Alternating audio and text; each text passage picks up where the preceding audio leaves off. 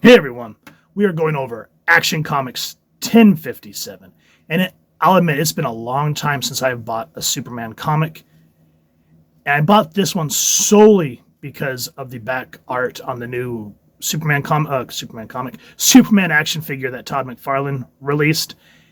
I don't know, it's just this particular style, the simplicity. I believe the variant artist here is Jorge Jimenez. And I loved his artwork, especially when he was working with what's his name, Tinian on Batman. But this right here just encompasses how Superman at any given moment will stop what he's doing in his personal life to go save people of the earth that he has adopted and loves. And that's why I had to get this particular cover. They were OG.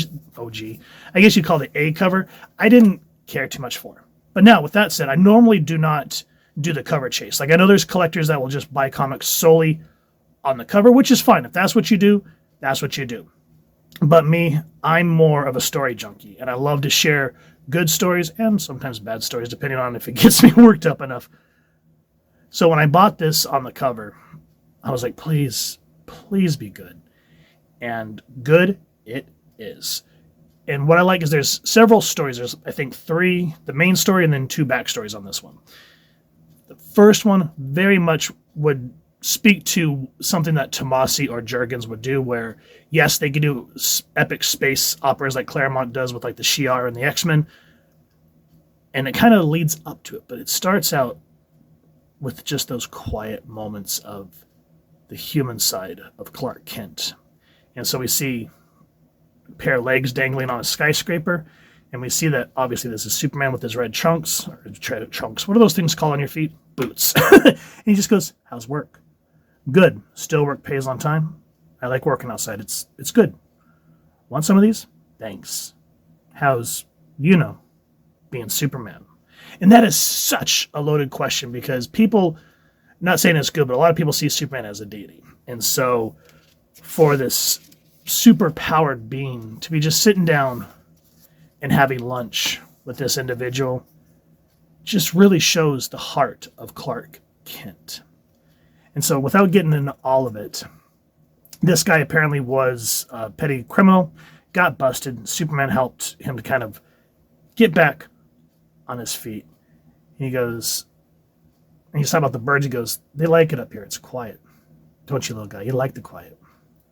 My son's going through some stuff too. He took money out of Shauna's purse last week. She says it was about $60, but I'm pretty sure it was more. What can I say to him? Steven remembers when I was in prison. If I lecture him about stealing a few bucks, he's going to laugh in my face. He needs a dad like you for this kind of... Hey, Steven has the perfect dad for this. You understand right and wrong as more than just abstracts. You made the same kind of mistakes he's making, paid for them, and had the guts to turn it all around. You're exactly the dad Steven needs, Glenn. Just tell him the truth. He'll respect you more than you think. And so he hears Lois calling, saying, I gotta go. And I love how this guy, Glenn, says, no worries. And hey, you don't have to keep checking on me.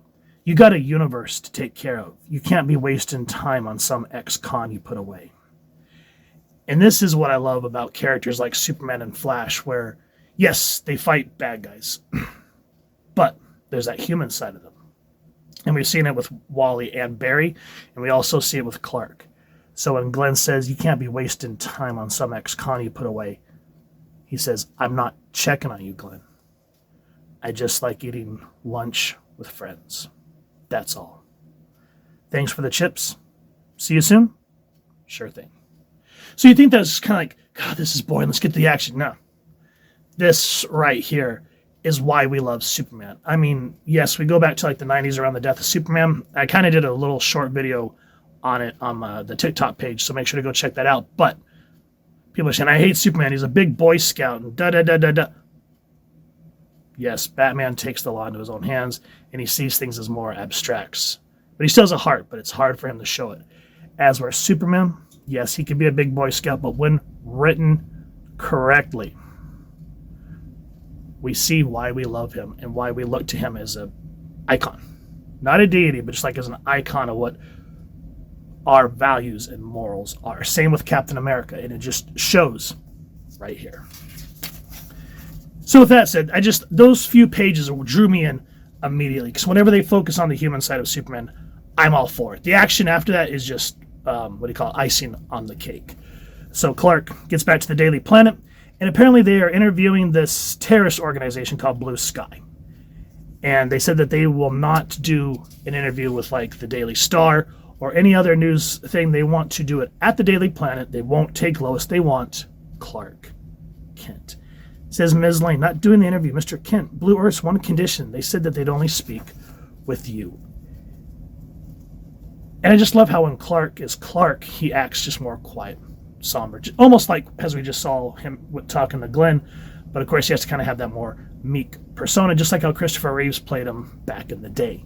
So this guy, this douche, comes running in. Everybody out. You out. I'm Mr. Kent. And I just love how Clark just gets in the way and he goes, I'm sorry, friend. Nobody said no photos when we set this up. The editor-in-chief and I personally guarantee Mr. Elson's work. And we'd like him in the room for the interview. If your employer still wants to do it, that is. And we can see that this guy's a no-take-shit kind of guy. So then I like how it builds up to what this threat is going to be. Because we're feeling the tension. Everybody on the planet is nervous. Even Clark has this uneasiness about him. And we're thinking, oh God, if this is the level of threat, what's coming? And then we say, it's fine, Dory. And we see this lady walk in and she goes, if you can't trust Clark Kent, who can you trust?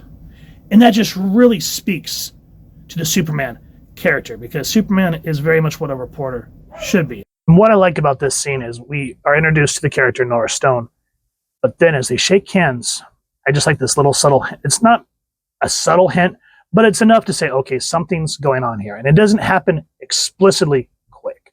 The interview begins, and I love how Clark is using, just kind of like how Daredevil uses his power in court to read her heart rate and just kind of know what she's actually, how her impulses are working. And how Clark asks her, he goes, bombings, armed riots, and xenomorphic rhetoric are not traditionally associated with humanism. I've never asked my followers to hurt anyone. He sees the way her heart spikes. Lie. And I've never committed violence myself. Lie. And yet Clark, using his, what do you call it? What's the word I'm looking for here? Reporter integrity. He's not going to be like, you're lying, because A, is going to call him out, and B, he doesn't have any proof. So he just has to listen to what she's saying. But what's awesome is because he's Superman, this gives him a chance to investigate further outside of his job. And as the interview comes to a close, we find out that this Dorian guy is more than he seems. Because one of the things Blue Sky says is they are against, when Clark says about the xenomorphic phobia that they have, they're saying that we are for humans. We are for this Earth. But we are not fans of aliens coming and establishing themselves because they could try to rule over us. So they're trying to twist it to make it sound like they're they're for the human race, when you actually know there's always other machinations behind the scenes. So this guy does something that wants to tarnish Superman's image. And I don't want to give it away. I want you guys to go read the story. And then what really makes me excited is, let me find, I hate when they don't explicitly put where the creator credits. Hold on a second. Oh, it's here. Okay, so written by Philip Kennedy Johnson, colors by Matt Herms, art by Rafa Sandoval, letters by Dave Sharp, and then if you can read it, everyone else working on the book. The second story, Home Again Part 7. So apparently this has been a backup story that's been going for a while now, which kind of makes me want to go back and read it. This goes back to when the Kents were in, I think it was Clark County or Kent County or something like that. But anyway, it's Dan Jurgens' story, Lee Weeks art, Elizabeth Brittweiser doing the colors, Rob Lay letterer. There's everyone else working on the book. And as I didn't say just a minute ago, but Jerry Siegel and Joe Shuster created Superman. John is a 10-year-old again. So this is the John Kent that we know, not the forced age up that Bendis implemented. John is captured. Something happened to the point where Lois is still on the farm, and they have what's called the Doom Breaker or something like that. captured in like the Phantom Zone projector. Yeah, I always get that confused with the Negative Zone from the Fantastic Four. Anyway, John's been taken hostage. And what I love is this shows a father's love. Superman will go through hell to save his wife and his kid. And he busts through the wall and he goes, John, stay with it, John.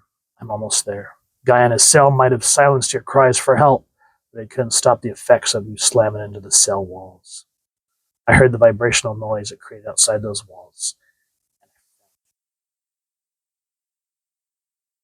I just love that. That's one thing about, other than, if you guys read, I believe it was Peter J. Tomasi, yeah, and I think Patrick Gleason did the art for the Super Sons book.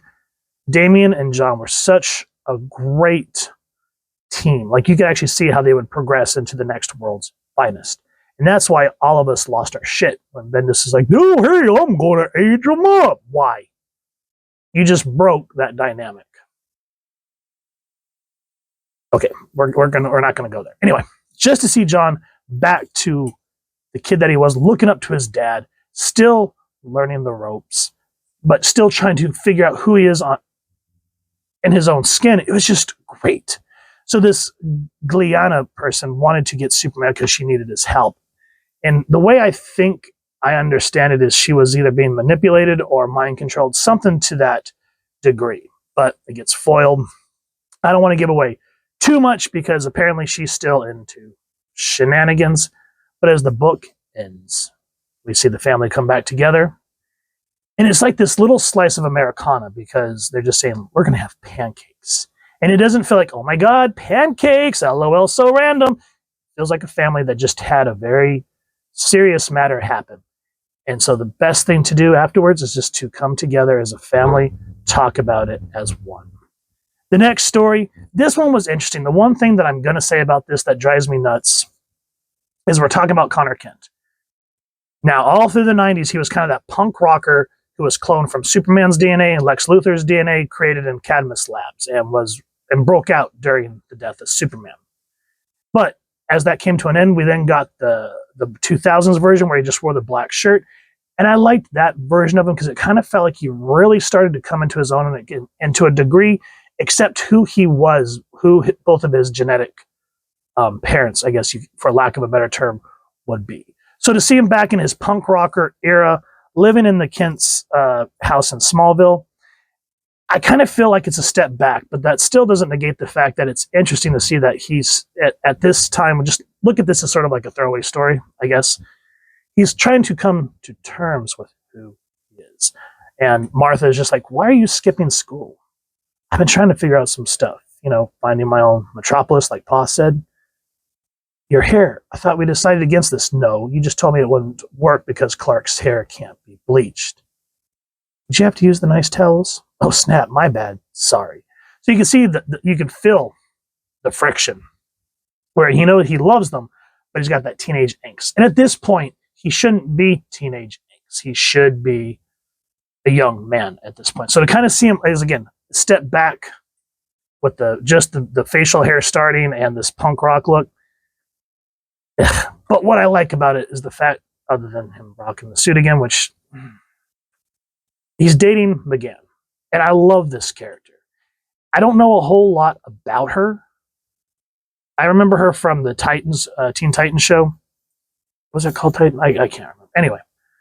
But to see her now in the 616 continuity, no, that's Marvel. I guess you'd call this Earth Prime. Whatever. So much. Anyway. If you guys could fill me in, is she the legit daughter of John, or is she just another Martian refugee? And if you can point me in the right direction of where she first appeared. Was it in this backstory, or was it further? Because once Bendis took over the book, that's when I bowed out on Superman. So I don't know a whole lot about what's going on. And I wasn't, as much as I like Scott Snyder, I was not a fan of his Justice League books. So if you guys can kind of fill in the gaps for me, let me know. But what's cool is, okay, so John's skipping school. Connor skipping school. John. He meets up with McGann, and he's trying to tell her the things that he's going through. He goes, you can stop now. What does that mean? No, I wasn't. I get it. Get what? Nothing, okay? Connor, Aren't you a telepath? Can't you just read my mind? It's called ethics, Connor. Never without your permission. Why don't I just show you if that's what you want?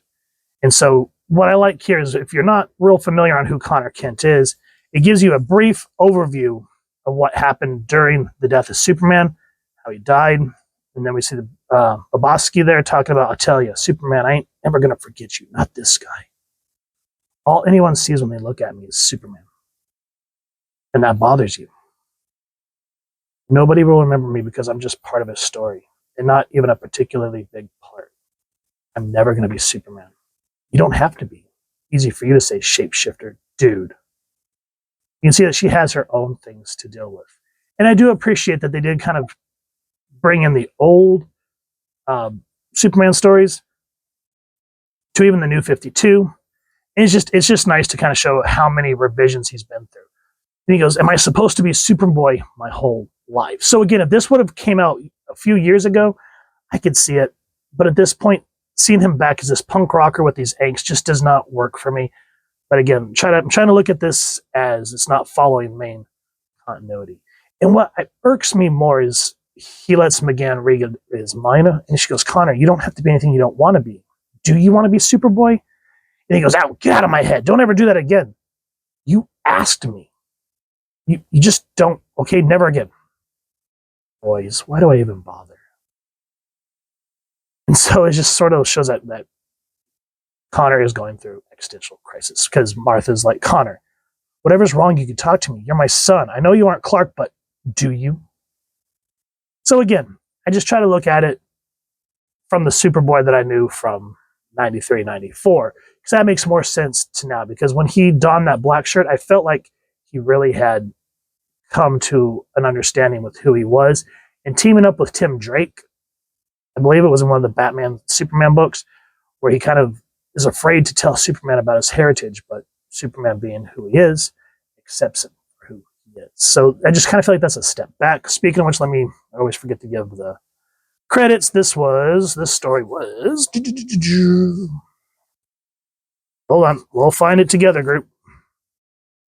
This was Mags Visaggio doing the writing, Matthew Clark artist, Matt Herms colors, Rob Lay lettering, and then everyone else working on the book. Put up so you guys could actually see it. So overall, what I liked about this particular issue with this particular cover just shows the type of person Superman is. And even though that last story, where I kind of just said it feels like it's a step back for Connor, was still interesting because that's what every young adult, male or female, goes through. And so that is from looking at it from that point of view was a real interesting take. Though I do feel that at this point, they really do need to change Connor's name to something. He can't, obviously, Superman's taken, but he's too young to be a Superboy. I don't know, something. What do you guys think they should be called? Did you enjoy this issue? If you've enjoyed what you've seen, please first and foremost support your local comic shop or wherever it is like to get your action figures and comics and grab this series. Highly recommend this particular issue. And if you've enjoyed this review, really would appreciate if you take a moment to like, share, and subscribe. Helps the channel more than you could possibly know. And if you don't mind hitting that fancy little super bell, next subscribe. That way you can upload content. You guys get notified. Come to the channel, and I love talking with y'all. Hearing your thoughts and feedback down in the comments below or the socials, which I'll make sure to leave the links down in the description. So with all that said, hope y'all continue to have an absolutely amazing day reading, and happy hunting, everyone.